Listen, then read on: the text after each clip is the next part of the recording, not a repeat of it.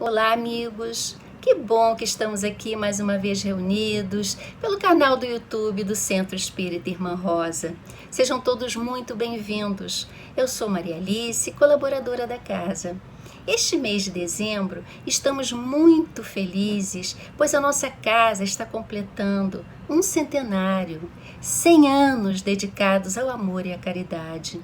E como não poderia deixar de ser, o temário do mês de dezembro intitula-se CEIR, 100 anos aprendendo a viver com Jesus. Hoje vamos receber a nossa amiga Beth Lima, tarefeira do GEPAR, Grupo Espírita Paz, Amor e Renovação. A Beth nos trará a parábola do mordomo infiel. Antes, porém, vamos ler a nossa página e fazer a nossa prece inicial. A página escolhida de hoje é do livro Seara dos Médiuns, de Francisco Cândido Xavier, pelo Espírito Emmanuel. A lição intitulada O Lado Fraco. Não apenas os médiuns, viste muitas vezes os melhores amigos iludidos na boa-fé. Muitos que se acreditavam resguardados pelo dinheiro caíram em miserabilidade pela exaltação da própria cobiça. Outros, que se supunham inacessíveis à tentação, desceram para as furnas do vício, arrastados pela fraqueza do sentimento. Grandes inteligências, categorizadas por infalíveis, rolaram na lama por se haverem levantado em pedestais de orgulho. Criaturas que consideravas como sendo poemas de beleza sublime, desfiguraram-se à pressa, mostrando máscaras de agonia pelo abuso do prazer. Pregadores do heroísmo social e doméstico acabaram no suicídio, escorregando na vaidade. Nobres tarefeiros do progresso pararam a máquina da própria ação em meio do caminho, corroídos pelo desânimo. Ninguém existe neste mundo invulnerável ao erro. Todos nós, encarnados e desencarnados, em aprimoramento na Terra, somos sujeitos à ilusão pelos pontos frágeis que apresentemos na construção dos próprios valores para a vida maior. Em várias circunstâncias, enganamo-nos todos em matéria de posse, em problemas de família, em questões de influência, em convites do sexo, em apelos a honrarias ou em assuntos que se referem à preservação de nosso conforto. Se surpreendes assim o companheiro em posição de queda, ajuda-o a reerguer-se para o trabalho digno, sem perda de tempo em comentários inúteis. Se a natureza da falta te parece tão grave que te sentes inclinada à condenação dele, entra no mundo de ti mesmo e pede a Deus que te ilumine a alma. E, pela oração, a bênção divina te fará perceber onde guardas também contigo a brecha triste do lado fraco. Agora, meus irmãos, vamos orar. Fechando os nossos olhos, entrando em comunhão com a espiritualidade amiga e com Jesus, pedimos a interferência divina dos bons espíritos em nossos pensamentos, que o estudo de hoje possa abrir novos horizontes, que nos levem à reflexão e à transformação de nossas atitudes, dos nossos hábitos, reformulando nossos valores. Que a nossa irmã Beth possa trazer a palavra do Mestre Jesus e enternecer nossos corações com tanto ensinamento. E que estejamos envolvidos nessa atmosfera de paz e bem-estar. Que assim possa ser, graças a Deus. E agora, com a palavra, Beth. Em primeiro lugar, parabéns ao Centro Espírita Irmã Rosa pelos seus 100 anos de fundação e pelos múltiplos trabalhos desenvolvidos ao longo de todos esses anos por esta instituição agora centenária e que tantos corações têm acolhido ao longo de todos esses anos, levando a palavra consoladora do Espiritismo. O estudo que nós vamos focalizar a partir de agora é muito interessante, porque tem intrigado a muitas mentes e muitos simplesmente não a entendem, achando que houve algum probleminha na tradução ao longo dos séculos. Vamos então fazer uma viagem no tempo, para aquele período em que Jesus, encarnado entre nós, contava histórias para educar espíritos. Todos nós já sabemos que a luta entre o espírito e a matéria parece vir de tempos imemoriais.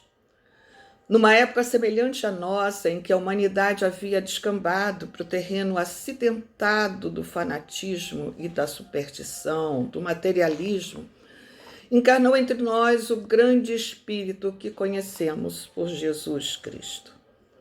Mas como fazer chegar àquele povo ainda tão ignorante e necessitado de conhecer as verdades superiores, de modo que o discurso os atingisse de forma sutil e duradoura e os fizesse despertar para o que verdadeiramente interessa? As parábolas de Jesus vieram com este objetivo, de servirem como um instrumento didático e pedagógico para o povo da época, bem como servir para outros povos que viriam a seguir, porque as parábolas são histórias que valem para sempre, porque são atemporais, não têm um tempo determinado. Usando de linguagem simples e se utilizando de situações rotineiras do cotidiano daquelas pessoas, daquele povo, e já conhecidas por aqueles ouvintes que se reuniam para ouvir a palavra do Cristo, Jesus discursava com o objetivo de alcançar o coração das pessoas, falando da matéria para atingir o espírito, procurando despertar naqueles seres os reais valores da vida, que é a vida do espírito. Assim, as parábolas do Evangelho usam de alegorias, isto é, uma linguagem simbólica de conteúdo moral, embutido em pequenas historietas, e em que os personagens envolvidos, ligados ao cotidiano e à rotina das pessoas, falem mais de perto aos seus corações. E assim, tocadas, elas possam ser esclarecidas e possam compreender melhor as próprias vidas. As parábolas, com certeza, são uma ferramenta muito rica de conhecimento e uma grande oportunidade de interiorização dos problemas e questões vividos por toda a humanidade. Como são atemporais, isto é, não têm um tempo determinado, e foram escritas num tempo histórico, hoje servem para todo sempre. As parábolas perpetuam-se ao longo da história da humanidade, por isso elas são estudadas e nem sempre compreendidas até hoje. A cada tempo nós identificamos um determinado símbolo de acordo com a vivência naquela oportunidade, de uma circunstância vivida historicamente. Interpretadas e decodificadas dentro da sua linguagem rica de simbolismo, elas servem como ponte para compreendermos melhor as nossas questões mais íntimas, as questões espirituais. Ao responder aos discípulos, que lhe perguntavam por que Jesus falava em parábola, mestre, por que contar histórias, por que contar parábolas? Ao que Jesus respondeu aos discípulos, falo por parábolas, porque vendo não veem, e ouvindo não ouvem, não entendem. O coração deste povo se fez pesado, e os seus ouvidos se fizeram tardos, e eles fecharam os olhos para não suceder que, vendo com os olhos e ouvindo com os ouvidos, entendam no coração e se convertam e eu os cure. Jesus estava dizendo com isso que nós não vemos exatamente da maneira como devemos ver, nem ouvimos da maneira própria. O que Jesus o que propõe é que possamos ouvir e ver com os olhos da alma, não do corpo, com os ouvidos do interior e não os ouvidos físicos. Neste sentido, a linguagem das parábolas, tão cheia de imagens e de alegorias, pode facilitar esse roteiro até o interior de nós mesmos, cheios de símbolos, cheios de indagações, cheios de questões. E nos ajuda a descobrir e a desenvolver, através destas imagens colocadas nas parábolas, os valores necessários para a descoberta do tão mencionado reino de Deus, que Jesus falava com tanta frequência. Das dezenas de parábolas que Jesus deixou, algumas são mais conhecidas do que outras, né? Nós conhecemos, por exemplo, a parábola do semeador, a do filho pródigo, entre outras. Algumas, entretanto, vão exigir de nós um certo raciocínio de interpretação para alcançar a verdadeira mensagem do Mestre. A que vamos focalizar hoje é considerada por muitos como uma das mais difíceis. Difícil porque não entendemos realmente o cerne, o que está oculto por trás daquela historieta. E para alguns é considerada até ininteligível, sugerindo até que ao longo dos séculos tenha havido algum erro ou algum problema de tradução, e porque entendem que a mensagem é incompatível com as verdades superiores trazidas pelo Mestre Jesus. Porém, à medida que penetramos na sua feitura, na sua leitura e no real entendimento de suas imagens e sutilezas, percebemos que há sim um recadinho oculto aos nossos corações.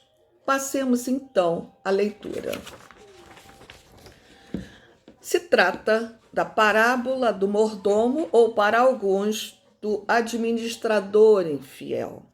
Essa parábola, diga-se de passagem, só foi colocada no Evangelho de Lucas, no capítulo 16. E diz o seguinte: havia um homem rico que tinha um mordomo, e este lhe foi denunciado como esbanjador dos seus bens. Jesus chamou-o então e disse-lhe: que é isto que ouço dizer de ti? Dá conta da tua administração, pois não podes mais ser meu administrador. Jesus, nesse momento, estava despedindo aquele serviçal. Disse o mordomo consigo, depois de saber dessa notícia: que hei de fazer, uma vez que meu amo me tira a administração? Ou seja, naquele momento, o mordomo estava desempregado. Ele tinha cometido alguns enganos, alguns erros, tinha cometido equívocos, e o patrão mandou-o embora. Aí ele pensou: não sei cultivar a terra e de mendigar tenho vergonha. Claro, ele nunca tinha trabalhado na terra, ele nunca tinha pegado no pesado. E diga-se de passagem, pelo que se relata, naquela época existia um mendigo profissional, ele também tinha vergonha, ele não ia fazer isso. Já sei o que farei, aí ele pensou, a fim de que quando me houverem tirado a mordomia, encontre pessoas que me recebam em suas casas. Ele falou: como é que eu vou me livrar dessa situação? Estou desempregado, não sei como é que eu vou fazer dinheiro, vou pensar numa saída. Aí ele chamou cada um dos que deviam a seu amo e perguntou ao primeiro: quanto deves a meu amo? Aí o devedor, que ele administrava, um dos agricultores da época, aí ele perguntou: quanto é que você deve ao meu amo? Aí o devedor respondeu: 100 medidas de azeite. Aí o mordomo disse para ele: toma a tua obrigação, senta-te ali e escreve depressa 50. Perguntou em seguida, aí perguntou para outro: quanto deves tu? Aí o outro respondeu: 100 alqueires de trigo. Aí o mordomo disse o seguinte: toma o documento que me deste e escreve um de 80. Ou seja, ele reduziu a dívida. Um de 100 para 50, o outro de 100 para 80, de acordo com os valores daquelas atividades, né? Aí o que acontece? O homem, então, sabendo de tudo, louvou o mordomo infiel. Aí ele, quando realmente o patrão desse administrador soube dessa história, chamou e louvou o mordomo infiel por haver procedido com prudência. Porque filhos do século, então ele dizia a esse patrão, são mais avisados no gerir seus negócios do que os filhos da luz. E eu vos digo, empregai as riquezas da iniquidade em granjear amigos, a fim de que quando elas vierem a faltar-vos, eles vos recebam nos tabernáculos eternos. Aquele que é fiel nas pequenas coisas, sê-lo-á também nas grandes, e quem é injusto no pouco, também o é no muito. Ora, pois se não houverdes sido fiéis no tocante às riquezas de iniquidade, quem vos confiará as verdadeiras? Se não fostes fiéis com o alheio, quem vos dará o que é vosso? Isso está em Lucas capítulo 16, nos versículos de 1 a 12. Bom, a princípio, a gente não entende como é que este homem, que era um empregado, infiel, tinha cometido erros, tinha esbanjado, né, tudo aquilo que foi concedido a ele, e ele é despedido em função disso, e agora o Senhor, sabendo da saída que ele encontrou, né, reduzindo e abatendo as dívidas dos outros, e acabou louvando, ainda comparando aqueles que tinham conhecimento, possibilidades e não faziam nada. A princípio, é uma grande armadilha. A gente parece que não está entendendo o que aconteceu. Esse senhor está louvando uma atitude considerada errada, né? De alguém que está querendo mandar recado de que o que está errado é o certo. Num primeiro momento, a gente estranha mesmo, né? Se nós interpretarmos esta parábola ao pé da letra, dentro de todos os ensinamentos que foram pregados pelo Cristo. E pode dar a entender, inclusive, que o mestre esteja apontando o roubo e a fraude, tão nossas conhecidas hoje, como exemplos de conduta dignas de serem imitadas e elogiadas. Vamos, porém, descer ao verdadeiro sentido dessa parábola com uma grande e profunda lição de sabedoria da bondade. Vamos aprofundar um pouco mais esses conhecimentos. Vamos identificar primeiro os personagens dessa historieta e o local em que a ação se desenrola. Naquela época, na Palestina, era comum que pequenos agricultores costumassem ser arrendatários das propriedades pertencentes aos verdadeiros senhores da terra. Então, eles, para usar o território que pertencia ao verdadeiro proprietário, eles se comprometiam, né, eram contratados, assinavam como que um contrato que para explorar aquela terra eles deviam pagar uma quantia fixa, independente do sucesso ou não do investimento. Se eles trabalhassem bem a terra, teriam lucro e pagariam com folga o valor devido ao verdadeiro proprietário da terra. Do contrário, eles teriam prejuízo. Sem dúvida, era um negócio de risco, porque o proprietário da terra ele teria que receber invariavelmente aquele valor combinado. Mas se eles não trabalhassem direitinho aquele quinhão de terra, eles poderiam ter realmente prejuízo, porque não se saíram bem, não trabalharam bem. Começamos a entender que aqueles agricultores responsáveis pelo uso e trato da terra tinham obrigações com o verdadeiro senhor da propriedade, não com o administrador, mas com o dono da propriedade. E aí é que reside o X da questão, porque começamos a entender o sentido oculto da parábola. Percebemos então que o rico proprietário da terra não é nada menos do que o próprio Criador, Deus. Poder absoluto que sustenta todo o universo e toda a terra. O mordomo infiel faz parte de toda a humanidade. É a humanidade. Ou seja, cada um de nós. A fazenda, a terra cedida, é o próprio planeta Terra. É o campo em que se desenvolve atualmente a nossa evolução. Trazendo para a nossa realidade, podemos dizer que os bens que nos foram dados a administrar simplesmente não são propriedade nossa.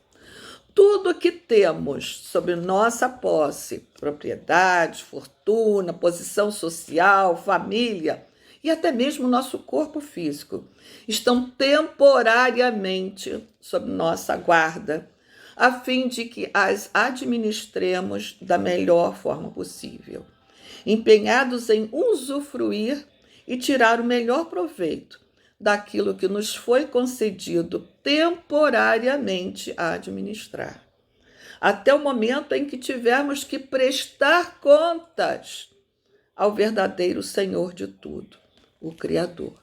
E foi o que o mordomo fez numa determinada fase. Ele foi prestar contas ao verdadeiro Senhor da terra.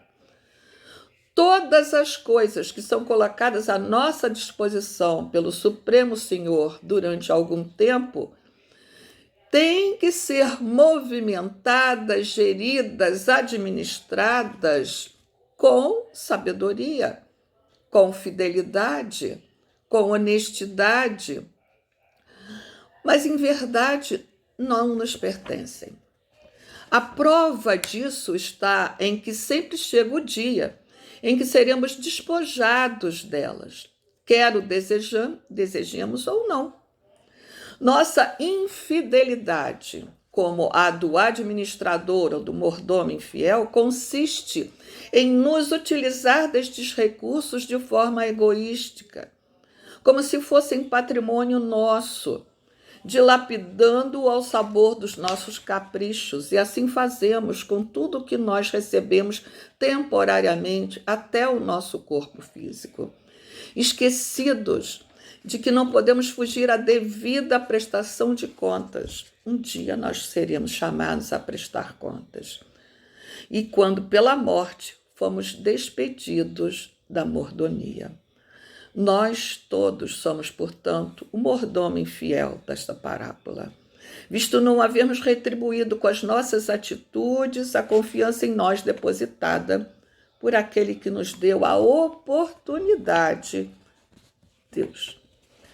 Em muitos pontos, esta parábola se assemelha a uma outra parábola nossa conhecida, a parábola do filho pródigo, ou como querem alguns, a parábola dos 2 filhos. E que também é relatada no Evangelho de Lucas, no capítulo anterior a este, no capítulo 15, quando Jesus conta a história de um jovem que decide pedir ao pai a parte que lhe cabe como herança e sai pelo mundo a esbanjar tudo que havia ganho. Tempos depois, profundamente arrependido, este filho pródigo volta à casa do pai, sem nada. E este pai o recebe com uma festa, de braços abertos, amorosamente, porque esse filho havia retornado. Mas O outro filho que havia ficado em casa fica muito zangado, aborrecido e também não entende nada, porque aquele filho foi recebido depois de tantos erros cometidos. Aquele esbanjão que havia voltado arrependido era uma das ovelhas desgarradas, que tanto nós ouvimos falar também. Mostra então, na parábola do filho pródigo, Jesus, tanto na parábola do filho pródigo quanto a do mordomo infiel, que Jesus está sempre pronto a nos conduzir ao caminho reto. Que Deus está sempre pronto também a perdoar qualquer filho seu. Nenhum de nós é abandonado pelo Pai Celestial. Tenha os pecados que tiver. Pratique as faltas que praticar. E qualquer atitude de recuo neste caminho errado é reconhecido como oportunidade de regeneração.